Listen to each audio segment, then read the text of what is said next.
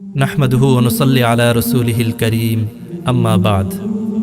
মুমিনের জীবনের সবচাইতে মধুরতম একটি দিক হচ্ছে দাম্পত্য জীবন। আল্লাহ তাআলা জীবনের এই সুন্দরতম দিকটিকে মূলত স্বামী স্ত্রী উভয়ের জন্য সুখ শান্তি ও পবিত্রতার মাধ্যম বানিয়েছেন। প্রত্যেকের জীবনে পূর্ণতার স্বাদ বয়ে আনে দাম্পত্য জীবন। দাম্পত্য জীবনের মাধ্যমেই একজন ভালো মুমিন ও মুমিনা ভালোবাসা, দায়িত্ববোধ ও পারস্পরিক বোঝাপড়ার মিছিলে এক অনাবিল সুখের মোহনায় মিলিত হওয়ার সৌভাগ্য লাভ করে।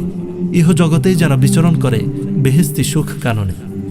আমার প্রিয় ভাই ও বোনেরা, এই কথাগুলো ঠিক যতটা সত্য সুন্দর, আমাদের ভোগবাদী সমাজ ব্যবস্থার ঘুণেধারা কাঠামোতে আরও এক প্রকার দাম্পত্য জীবন রয়েছে, যা ঠিক ততটাই কুৎসিত ও কদাকার। নানাবিধ সমস্যায় যেখানে জর্জরিত থাকে পরিবারগুলো, সুন্নত নববীর অনুসরণের মাধ্যমে আমাদের পরিবারগুলো জান্নাতে সুখ লাভের মতো সুযোগ থাকলেও আজ আমাদের পরিবারগুলো যেন অশান্তির আগুনে জ্বলতে থাকা জাহান্নামের এক এক টুকরে পরিণত হয়েছে। আমরা হামেশাই দেখি কোনো পরিবারে জাগতিক উপায় উপকরণের কোনো ধরনের অভাব নেই। একটি সুখী সমৃদ্ধশালী পরিবার গঠনের কোনো সীমাবদ্ধতা নেই, অথচ সেখানে নেই কোনো প্রেম, ভালোবাসা, সুখ, স্বাচ্ছন্দ্য, এক কথায় মানসিক প্রশান্তির ছোঁয়াও নেই। কেনই বা এমন হচ্ছে? আমরা প্রত্যেকে যদি এর কারণ নিয়ে একটু চিন্তা করি, তাহলে খুব সহজেই হয়তো বুঝতে পারবো যে নানান উপায় উপকরণ থাকা সত্ত্বেও আমাদের মাঝে এমন কিছু নেই যা আমাদের দাম্পত্য জীবনে সত্যিকারের সুখের অনুভূতি লাভের কারণ হতে পারত। আমাদের এমন কিছুর অভাব, যার ফলে আমরা একটি জান্নাতি পরিবার গঠনের প্রয়াসী হলো প্রতিনিয়ত বাধাগ্রস্ত হচ্ছি।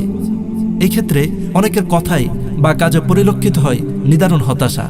ক্ষেত্রবিশেষ অবস্থা এমন হয়ে দাঁড়িয়েছে, একটি সুখী পরিবারের বাস্তব অস্তিত্ব সম্পর্কে আমরা সন্দিহান হয়ে পড়েছি।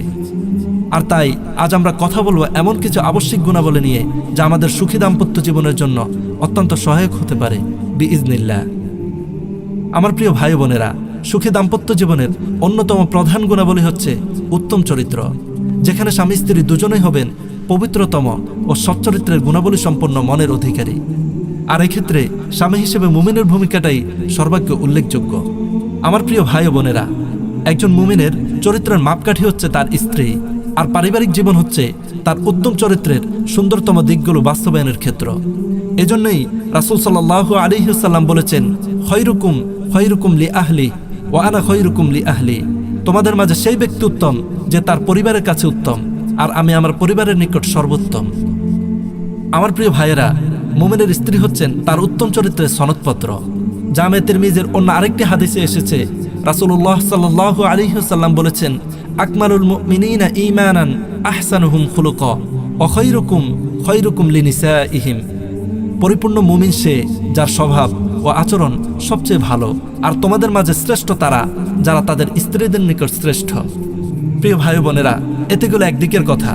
মূলত একটি সুখী দাম্পত্য জীবনের প্রধান কারিগর হচ্ছেন নারী।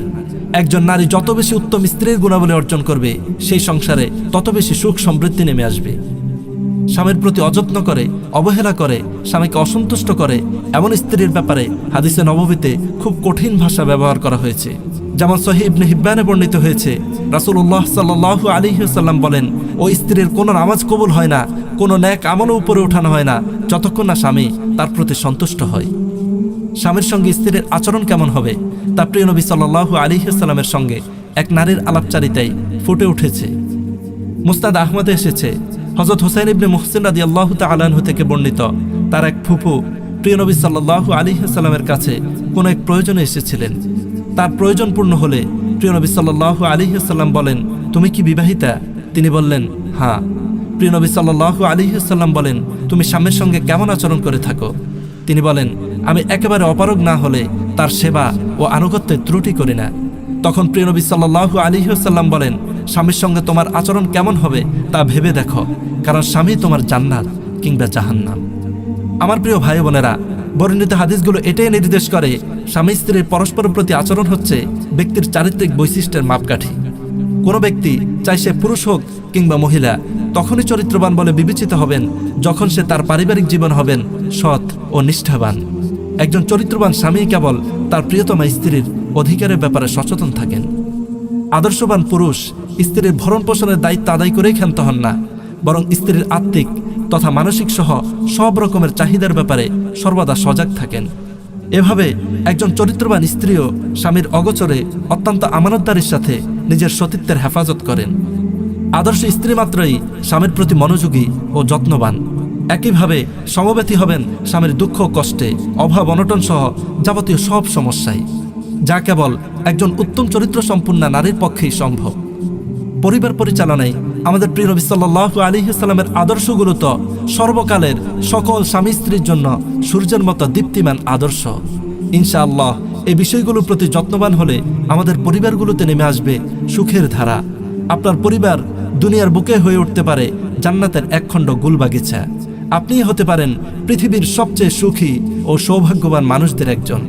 তাই আসুন উত্তম চরিত্রের শোভায় শোভিত করি আমাদের কথা ও কাজগুলোকে। ইসলামের শাশ্বত সৌন্দর্য ধারণ করে আপনিও হয়ে উঠুন একজন আদর্শ স্বামী অথবা অনুগতা, প্রেম ও পূর্ণময় স্ত্রী। আল্লাহ তাআলা সকল মুমিন মুমিনাতকে একজন আদর্শ স্বামী ও স্ত্রীর গুণাবলী অর্জন করার তৌফিক দিন। আমিন ইয়া রাব্বাল আলামিন। হৃদয় মাঝে মালা গাথি ছন্দে আর গানে।